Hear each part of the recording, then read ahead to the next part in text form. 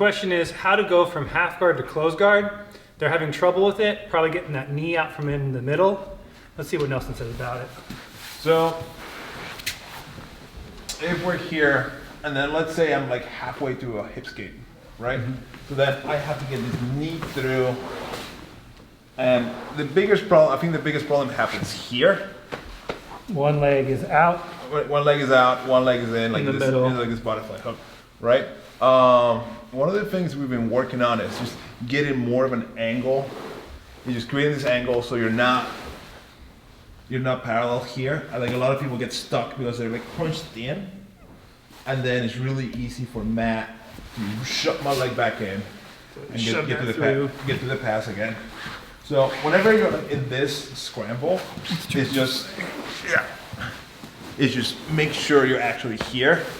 Get your foot in and actually post this.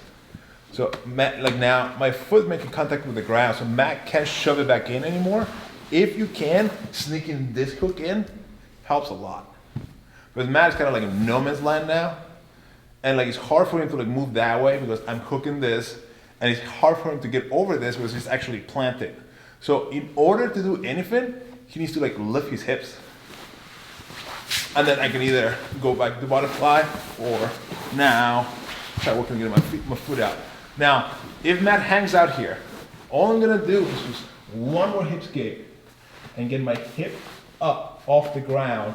And then this allows me to bring my hip higher, which clears the hip. So I'm extracting my foot by bringing it up. So I'm gonna bring it up and then it circles in. If I'm here and my hip is down and Matt is making a point to drive into me, this foot's not coming out.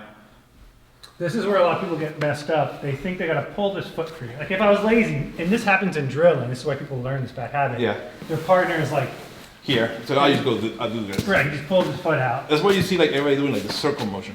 And then in reality, your foot's glued to your butt. Yeah. So then if I get to this spot and then move, now I can extract it. But that hip needs to come off the ground. Yeah. People get stuck flat there, or they actually get stuck on the wrong hip. Yeah. You are supposed to turn your hip out to start. Yeah. So like if he was flat at the very beginning in half guard, and he wants this knee to get clear, he will turn on the side to pull it through.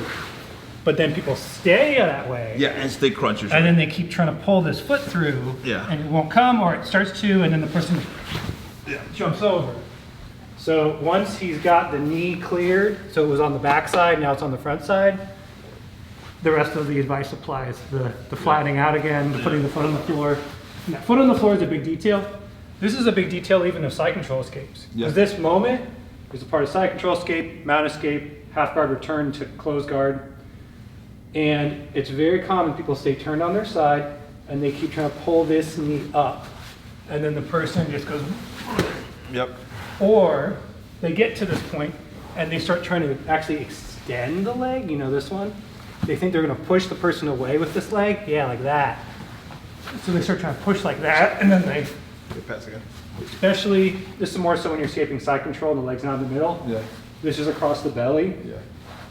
And then they start trying to push Yeah. this way to extend me out. Yeah. So the other thing too is like if this is a situation you get stuck in, one of the biggest details is going to be again creating this angle. Mm-hmm. Because once I create this angle, I can get this foot here, and this allows me to get this here. This totally changed it. That foot on the floor. Yeah. Because the longer I keep this across instead of down, the easier it's going to be for Matt to just make room and shove it through again.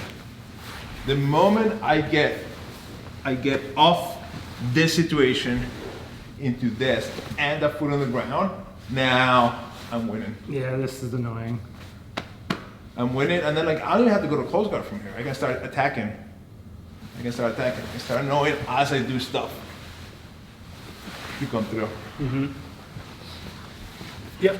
So like Nelson said, it's knowing to shift your hips, but also when to shift them the other way. People do the first one and they forget the rest of them. And we're usually telling you, turn your hips. And there's a moment here where you flatten you out again. You turn, get your knee out, and then you actually go stiff and flat to your back, and then maybe you turn some more. But there's a moment in the middle there that people often don't want to do because we've been telling them so much, be on your side, be curled up, be like a praying mantis. And then we're like, actually just lay down again. Okay, now turn your hip again. So you have to switch back and forth between those. Give it a shot.